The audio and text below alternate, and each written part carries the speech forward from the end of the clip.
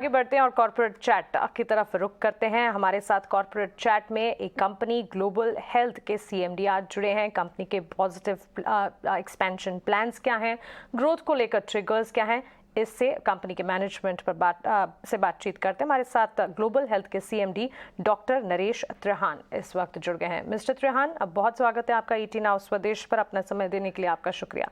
सबसे पहला सवाल जो कंसर्न वायरस को लेकर, नए वायरस को लेकर इस वक्त जो सिचुएशन, ऑफ कोर्स भारतीय बाजार या भारत की इकोनॉमी पर इस वक्त इतनी बड़ी टेंशन नहीं है, लेकिन इस वक्त जो सिचुएशन बिल्टअप होती हुई दिख रही है, आपके व्यूज इसको लेकर क्या हैं? क्या आपको लगता है कि जो केसेस, चुनिंदा केसेस की बात आज सामने आई है कि कुछ तमाम केसेस आज देश में नजर आए हैं, ऑफ कोर्स जो थर्ड वेव था वो सेम वेरिएंट था जो चीन में इस वक्त नजर आ रहा, तो एक तरह से हमारी इम्यूनिटी उस वेरिएंट के लिए प्रोन हो चुकी है, लेकिन फिर भी अगर यहाँ से सिचुएशन और ज्यादा इंटेंस होती दिखेगी तो उस पर आपकी राय क्या होगी?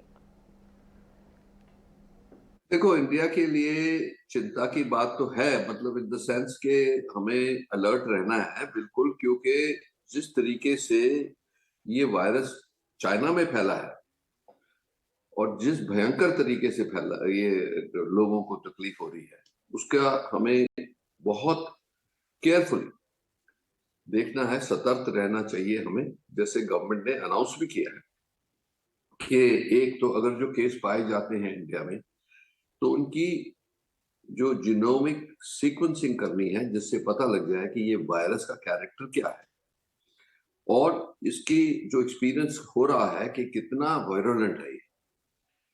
तो ये जो चाइना में हो रहा है, उसके लिए एक एक्सप्लेनेशन हम जो इंटरनेशनल साइंटिफिक कम्युनिटी दे रही है कि चाइना में पहले हुआ नहीं था इतना, क्योंकि उन्होंने लॉकडाउन बहुत कड़ा रख रखा था और अब पॉपुलेशन एक्सपोज हुई है, और तो इसीलिए, और उनकी जो वैक्सीन थी वो भी शायद उस पर शक है कि वो इतनी इफेक्टिव नहीं थी, तो इस वजह से ये इतना भयंकर फैला है चाइना में।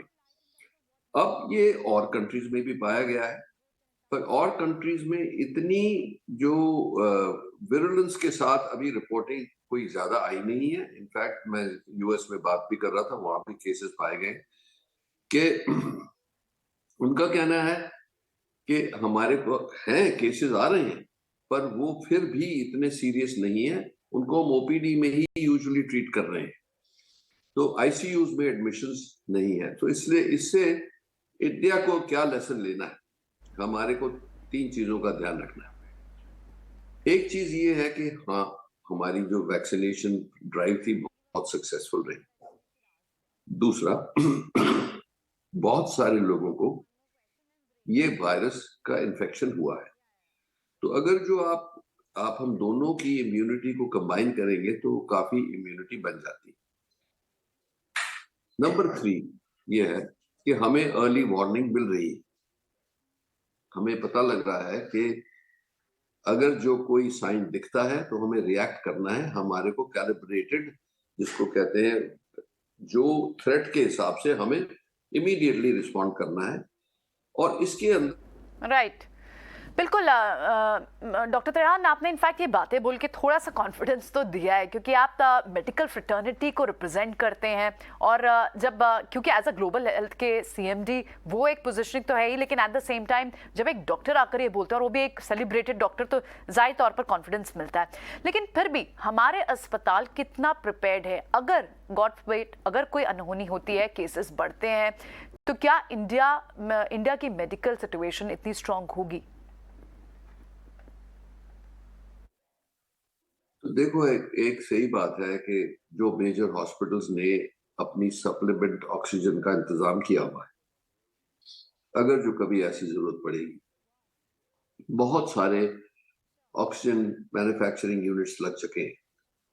तो इसलिए एक वो बात जो सडनली, क्योंकि ये बिल्डअप होती है, मुझे ये पूरा विश्वास है आज के दिन, क्योंकि हम उसको कर चुके हैं एक बार।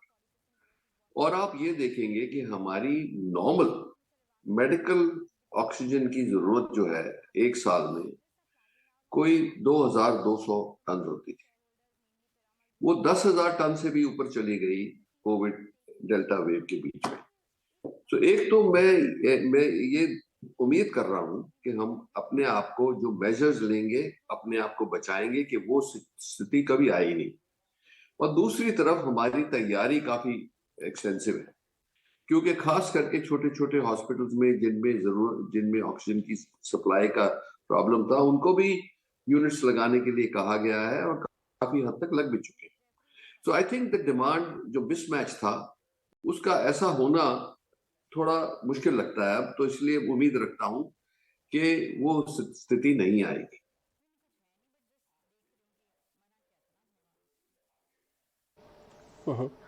डॉक्टर तरहन, एक चीज़ आपसे और समझनी है, जैसे अभी प्रियंका आपको बेड्स के बारे में पता कर रही थी, तो एवरेज रेवेन्यू पर ऑक्यूपाइड बेड जिसको हम आरबोप कहते हैं, ये करीब 58,000 का क्रॉस कर गया आपका Q2 के अंदर, यानी कि एक बेड से करीब 58,000 रुपये आते हैं।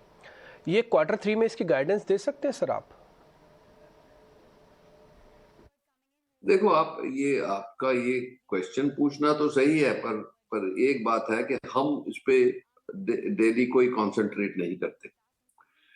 ये आप देखोगे, मैदानता का लक्ष्य ये है कि मेडिसिन को बढ़ाना है।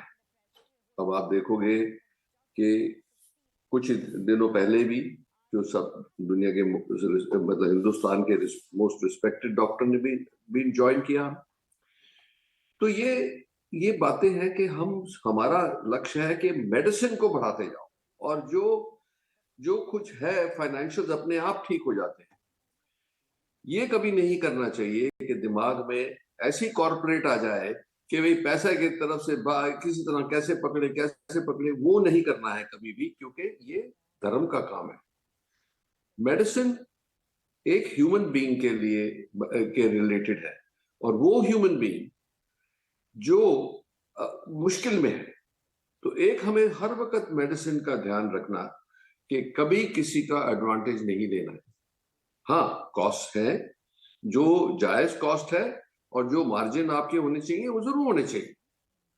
ये इसीलिए मैं हर वक्त कहता हूं कि medicine is not a business.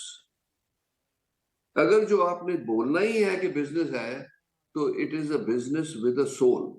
It is not cold blooded business के जी कितना पैसा बटोर सकता हूं मैं हर एक बंदों से ले, ये नहीं होना चाहिए। तो इसीलिए ऑल राइट, बहुत बहुत शुक्रिया डॉक्टर त्रेहान आज समय देने के लिए और ये हौसला अफजाई करने के लिए। इनफैक्ट ये वर्ड राइट होना चाहिए इस समय पर। बहुत बहुत शुक्रिया आपका। तो चलिए, इंडियंस की इम्यूनिटी बेटर है एज कम्पेयर टू दूसरी कंट्रीज के साथ। हमारी वैक्सीनेशन ड्राइव बहुत स्ट्रॉन्ग रही है और साथ ही साथ हमारे यहाँ इन्फेक्शन रेट ज़्यादा रहा है, तो लोगों की इम्यूनिटी है, ये एक बड़ा टेक अवे हम उनकी बात से लेंगे। माफ़ कीजिएगा, लेकिन